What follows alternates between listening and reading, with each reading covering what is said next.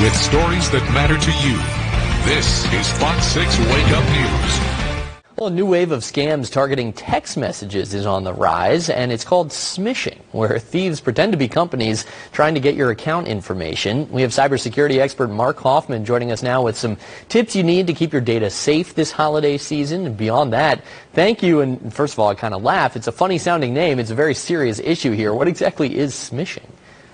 It is, Carl, yes. So smishing is a combination of SMS, which is a term for texting, and phishing. So we're all familiar with emails that come in and ask us to log into an account or do something like that. The bad guys have figured out that we view 98% of our texts versus only about 40% of the email. So now they're coming out and asking us to enter our credentials into a text message. It's almost like a mental shift you have to do then, the same way that you kind of look at an email warily. You have to do that for your text messages now.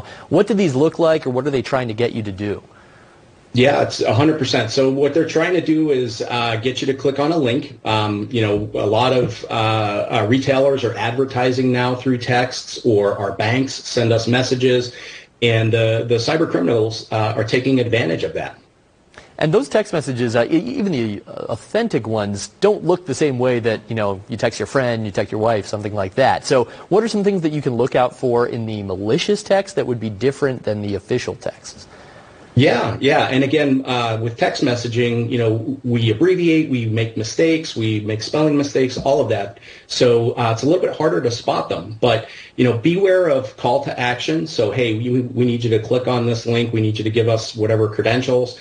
Beware of random texters, numbers that you don't recognize. Make sure that if there's any kind of a download request, you're doing that through, the Google Play or Apple Store, whatever your phone device is. If you do think that you might be the victim of this, what's the next step there? How do you start processing that? Yeah, really two main things, right? Make sure all of your applications are closed in your phone, and shut your phone off.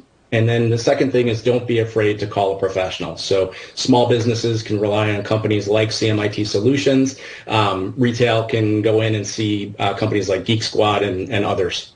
Interesting. So even just the act of turning off your phone, if you're worried about something like that, can maybe stop that process, stop that link for some of the bad guys out there?